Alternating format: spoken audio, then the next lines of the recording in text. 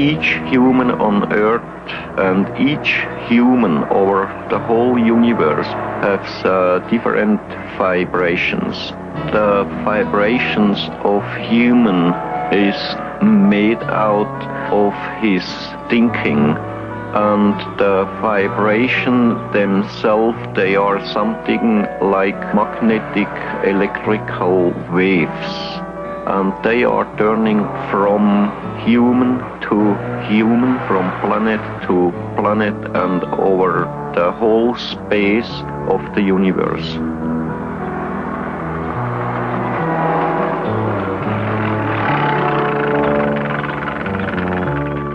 When entering your terrestrial state, we must make an adjustment at our vibrational patterns. It is similar to you adjusting the fine-tuning on your communications devices. Place is Switzerland. The time, early spring, 1978. An unusual team of people makes its way to a secret rendezvous. Their goal, a tiny mountain village named Schmidt-Rutti.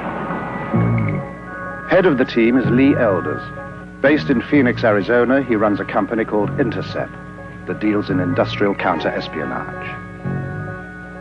Britt Elders, his wife and partner in Intercept, specializes in electronics. The third member of the team, also a partner and longtime associate, is Tom Welsh. They were brought here by Wendell Stevens, retired Air Force colonel and for over 20 years one of the world's leading UFO investigators. Their mission? To check out one of the most remarkable UFO cases ever reported. One that has been called alternately Too Good to Be True, the hoax of the century, or the start of a new age for humankind. Stevens leads them over a circuitous route, winding through back roads and stopping often along the way. Why all the precautions? Well, I didn't want to tell you this before, but this man's been shot at. Shot at? Yeah, somebody's trying to kill him. Why? I don't know. There's some people are spooked by this whole thing, and he's being threatened. Thus begins what was to become a 5-year investigation. Before it is over, they will be embroiled in controversy and forced to use every resource at their command. Hi, Billy. Nice to see you. Okay. Yeah. I brought my friend's been telling you about. This is Britt Elders. Hi. Good to meet you. Lee Elders. His name is Edward Meier. He is called Billy, an old nickname that sprang from his fondness for heroes of the American West. Buffalo Bill, Wild Bill, and Billy the Kid. He is a farmer. He claims he has been in contact with beings from another world. Thank you. He also claims to have proof of these contacts. Mr. Meier, when did the experiences begin? The contact begins on January 28, 1975 in Hinwil. How did it happen? What made you go outside into the forest? I got something like a very nice voice in my head. I heard something to leave the house, to go out and to take a photo camera with me. So I left my house, and then when I was far outside from the village, I heard a singing noise in the sky, and when I was looking up there, I have seen a disc. This disc was flying on the clouds, and then it came to the point where I was staying with my motorcycle. Then slowly it comes lower and lower and set it down between the white trees and the forest there behind. Meier later photographs the impressions left by the disc's tripod landing gear. The grass has been pressed and swirled in a counterclockwise direction. Even a year later, the grass has not sprung back, but Meier notes that the impressions swarm with insect life. Then I have seen a person who came out of the disc. Person came out? Yeah. I have seen that it is a woman. Mr. Meier, what did they look like? She looks like a human from this earth. Like you, like I, like human beings from this earth. You call us extraterrestrials, and you attribute to us superhuman powers. But we are like you. We too are still far removed from perfection and must evolve constantly, just like yourselves. After the first words, we turned and was going to this tree here. You walked over here? Yeah. Sit down. And you sat here and talked to her? Yeah, then we was talking here for about 1 hour or 1 hour and a quarter, something like that. Did she give you a name? What did you call her? Yeah, she told me her name is Semyase. Semyase? Yeah. Billy, what kind of feeling did you have sitting here under this tree with a woman who just landed in a spacecraft? I wasn't afraid about these things. I was afraid about the army only, because they have a station somewhere there behind the forest. But I wasn't afraid about the disc. Where do they come from, Mr. Meier? They shall be coming from the star picture of the Pleiades. The Pleiades, a bright star cluster some 500 light years from Earth. Although the cluster consists of hundreds of stars, 7 stand out clearly to the naked eye. The Greeks call them the nymphs of heaven. We call them the 7 sisters. What was going through your mind? What did you want to talk about? You see, my head was full of questions, but the most of the time she was telling me, and I hadn't many chances to ask her something. Several times we have tried to establish contact with Earth humans, but usually those selected were not willing. They were afraid others would consider them liars, mad, or would try to destroy them. You see, the first she told me I shall get the most best pictures of UFOs, what's ever happened on Earth.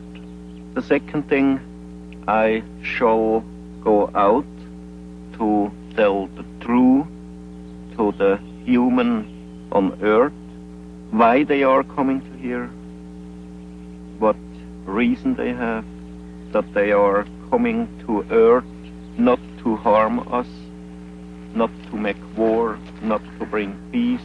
Why are they interested in us, a society thousands of years behind them in technological development? According to Meier, we share common ancestors. Their forefathers were our forefathers. We are, in a sense, family. This is the place, Bergerumlikon, where I took that picture. Show us how you took the picture, Billy. Oh, Meier takes the team to other contact sites and demonstrates how he operates his cameras. I have here a small wheel to turn the film, and I shall get the picture. You see, on this way I put on my camera. Yeah. We're taking movies, right? With a film camera on a tripod, Meier can shoot stills with his 35mm camera at the same time. And then I can start to film. Here I got the movie, when was the ship hanging there up, and when it after was jumping. By jumping, Meier means the ship disappears and reappears. From that out, I always got the electrical hit. By electrical hit, Meier means an electric shock. He also noted a light shift at each event. On this place I had one... Meier takes the investigators to over a dozen sites, describing the craft, which he calls beam ships, and relating the information he says the Pleiadians gave him. You see here, you see there the road, and on the middle of the distance to the road was the ship hanging in the air and bubbling in a very strong wind.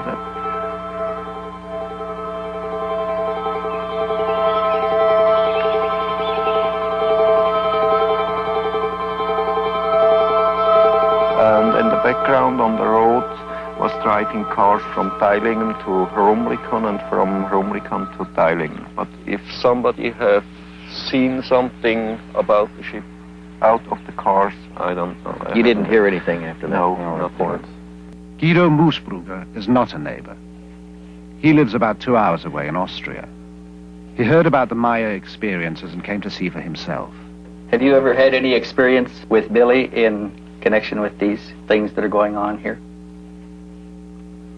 Yes, I have seen a few demonstrations myself, especially at night, and was present at the landing site during one landing, and I saw other things.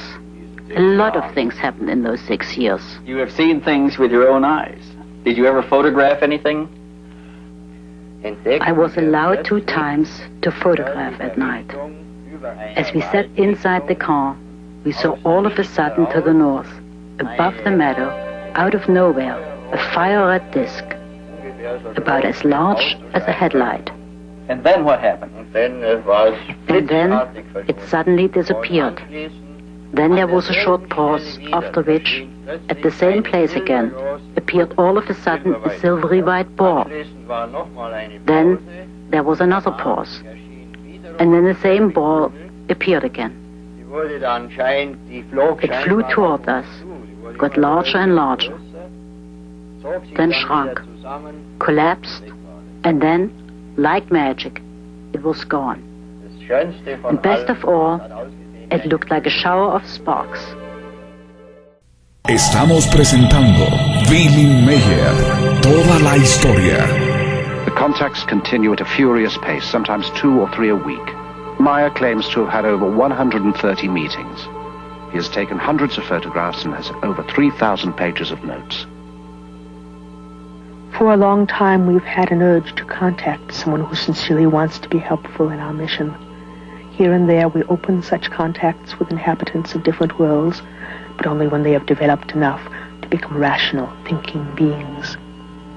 Then we prepare them for the thought that they are not the only rational, thinking beings in the universe. Poppy, how long have you and Billy been married? Now, 6 years. And you were married in Greece? Yes. Uh-huh. What did you think when Billy first told you about these experiences? Her English shaky, Poppy reverts to German. Ja. Es war schwierig am Anfang. It was difficult at the beginning.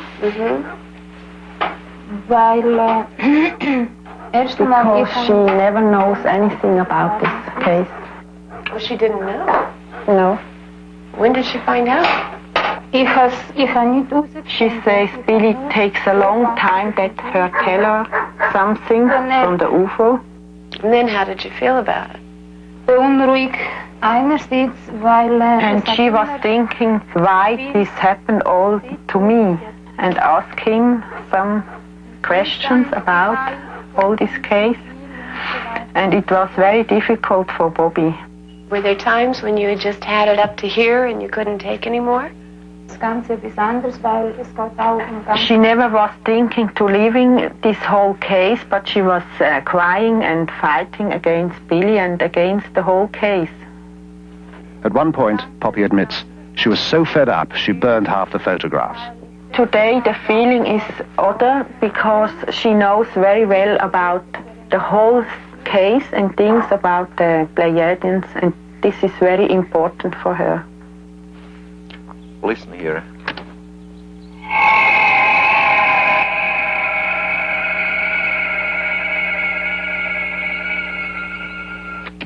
Wow. You recorded that here? My wife recorded this one here, and in the meantime, I've been there down where he's standing Lee with the older recorder. You had another recorder down there. How high was the ship above you? About 60 meters. 60 meters. How far would you estimate it is from here down there today? I think some 300 meters. The sounds bear no resemblance to anything Stevens has heard before.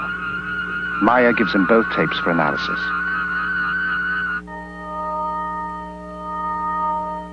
How do they contact you, Billy? How do you know to go out and meet them? Yeah, that's a simple way. I hear the order in my head to go to a contact, then I leave the house or just the place where I staying at the moment, and then they will guide me to to the place where they pick up me. You say they're advanced technologically. How far ahead of us advanced are they? They are about 3,500 years in their experiences about technology. They study us because we represent an earlier stage of their own evolution. They made a very interesting observation at one point. They said that if we could now concentrate Earth's energies and resources, we could achieve all that they can do now in about 300 years of our time. Yeah. If you've been in the ship, why not photographs inside of the Pleiadians themselves? It's impossible to make it because there are powers inside. They always break the film. He's taken a number of rolls of film, and when they're developed, they're usually black. If they've got anything, it's wavy lines through it. So I lose it so hundreds of films. Why are they here now, and what do they want? You see, they don't come here to harm us. They don't come to start trouble here or war or to overtake the earth in their ruling. They just see us here as their little brothers or something like that.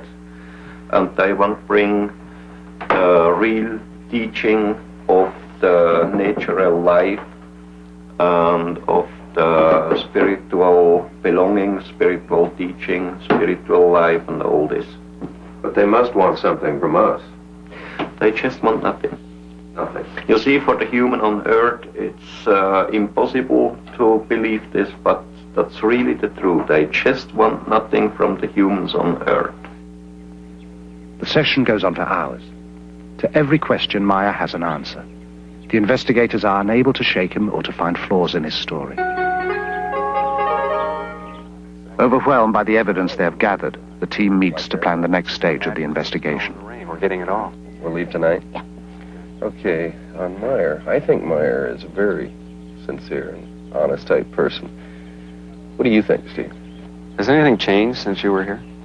The man seems to be the same, but there's some things changing around him. He's better off. He's got more people around him. More things are happening, but he still is basically sincere. What about the psychological aspects to the man? Do you think it's possible that he's a little schizoid? I mean, it's difficult to tell if what he's saying the Pleiadians are telling him is actually coming from them or coming from him. How do you determine that? Well, we can never prove Too many that other people involved. aspect of the case. Others have seen the same thing. There's a terrific cross-section of people here. You've got a school teacher, you've got a commercial pilot, you've got a businessman, you've got a CPA. They're as good as any average cross-section of society we've got. And they all tested him themselves to their own satisfaction before they ever got this far. Well, I think we ought to go back and throw the book at this one. Everything we can. Top technology we can get involved. I think we ought to let the chips fall where we may and just see what we find. We're going to run down and say goodbye to Meier, and we'll tell him goodbye for you. Give him my best. Okay. I'll see you later.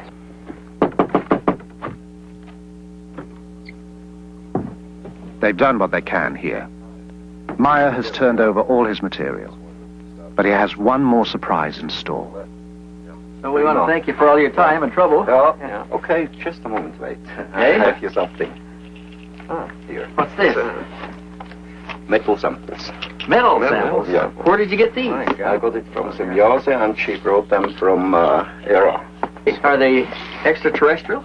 Yeah. Metal samples. The kind of hard evidence Stevens had hoped for.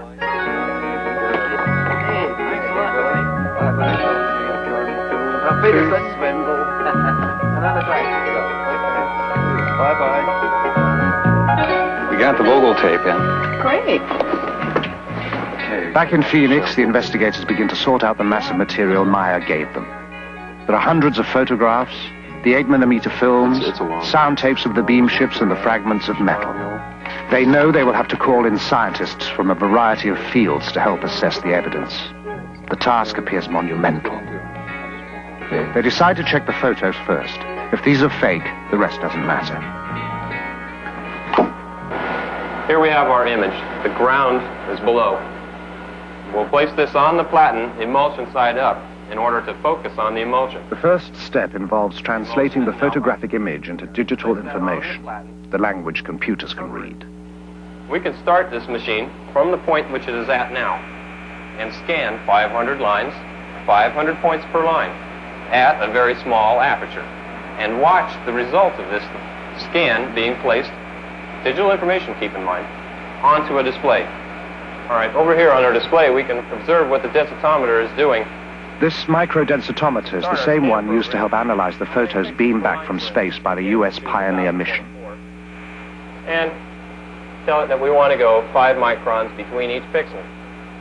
It will be digitizing a ½ centimeter square, scanning the first lines.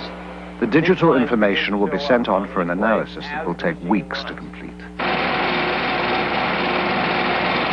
Meanwhile, Welch and the elders decide to learn what they can of the history of UFO experiences. But can you give us some more background on this phenomenon? What is this all about? Well, it's not a new thing, Lee. This thing's been going on for a long time. How many sightings have there been? One of the researchers calculated that there may be as many as 70,000 reports in a year, worldwide. Is there anything these sightings have in common? Okay, there are some common things, commonly reported. First of all, they're always accidental. UFO pictures, up to this point at least, are accidental. They happen once, and they're gone. In Stevens' files are over 3,500 photographs of UFOs, some from early in this century. Most were single sightings, some observed by several people at the same time. In Perry, Ohio, the whole town watched a UFO at twilight for 30 minutes. In Brazil, a Navy photographer took a series of photos of a UFO flying over his vessel. Observers at NASA have spotted UFOs at our space launches. Tientsin, China, Woonsocket, Rhode Island, Norway, Corsica, Japan, New Jersey. These are among the sightings that are reported. No one can guess how many go unreported. Mary, do you have that file that we had on spectrographic analysis that we did? Oh, yeah, Tom, it's As right the investigation continues, results from the testing begin to come in to the Intercept office in Phoenix. Hey, Lee. Hey, Tom, what's up? Just got this back. We sent this photograph over to Neil Davies. Just got his report back. Neil Davis. Physicist, aerospace industry subcontractor. Right, okay, got it. Examined the photograph with microdensitometer. Also, these you're seeing here are the black and white color separations that he did, and let's see what the results were here. Examination of these plots did not reveal any details which would cast doubt upon the authenticity of the photograph. And there's more. Color copy negatives, color separation. Nothing was found to indicate a hoax. And his conclusion is even more interesting. Let's see, black specks. Nothing was found in the examination of this print which could cause me to believe that the object in the photo is anything other than a large object photographed at distance from the camera. Meier reported 6 different configurations of Pleiadian beam ships. Davis analyzed what the investigators designated as Variation 2. Variation 3 now goes to computer analyst Jim DiLitosa. This is the new picture that we digitized last week using the microdensitometer. We transferred it over to floppy disk here. Have you found any anomalies yet, of any kind? Anything? I find strange things, but nothing that would tell me that someone's tampered with the pictures. I see. Nothing indicating a hoax method or indicating superimposition or anything like that? Nothing that I can find. Have you been working on the grain at all yet? Yeah, I have. Well, what are we seeing here? What we're seeing here is that the film grain holds up the way that it should. In the pixel distortion test, it appears to me and to the computer that this object was photographed in the same original piece of film at the same time that the background was photographed. In other words, no overlay. Hey, Lee, look what I got here. Stevens has more news. We got a report back from Shellman. Sound analysis? He had sent the sound tapes Meier took of the craft to Robin Shellman, specialist in sound identification. He found some things we didn't hear on there. Such as? Well, he picked up, besides the basic sound, he picked up a small dog barking. Of course, we could hear him. He picked up a European police siren. We never heard that. He picked up a crow cawing. Wait a minute, how in the hell does he pick all this stuff up? How does he determine the sound? They've got a sound bank back there that they match sounds in. They can identify known sounds. Okay, on this sound bank of his, anything there to match it? He said he can't match the basic sound. He can match all of the other sounds on the tape, but he can't match the sound of the object itself, the emitted sound. Now look at this. He's concluded up to this point that the machine must have been built for a specialized application. Recognizing the sounds from such a machine may be difficult. Also, later, Shellman will theorize from the sounds what those specialized applications might be. About 4 hertz. Picked an area here that, next, Stevens takes the metal fragments to be examined under the electronic spectrometer to determine their components. Typical looking area in the sample. Preliminary examination of the metal has been done in Switzerland.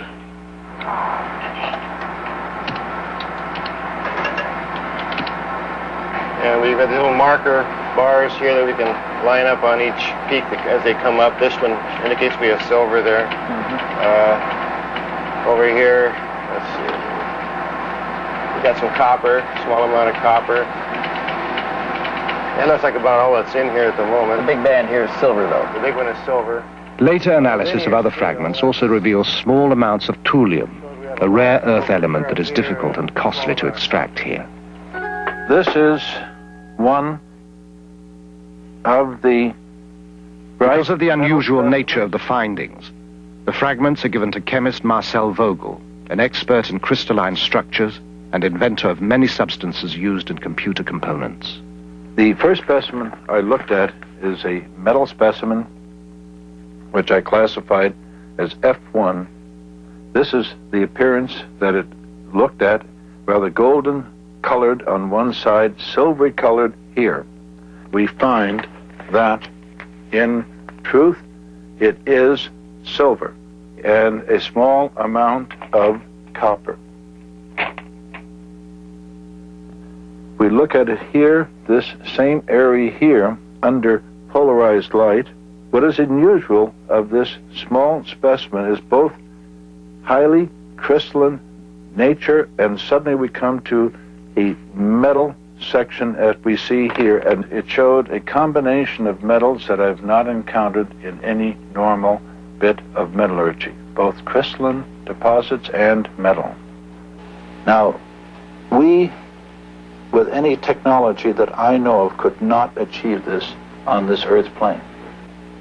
I could not explain the type of material that I have and its discreteness by any known combination of materials. I could not put it together myself as a scientist. It's also a challenge because I showed it to one of my friends who was a metallurgist, and he shook his head. He said, I don't see how it can be put together. And we find that in this area there is evidence of machining, that there are striations which look like the sample has been worked mechanically.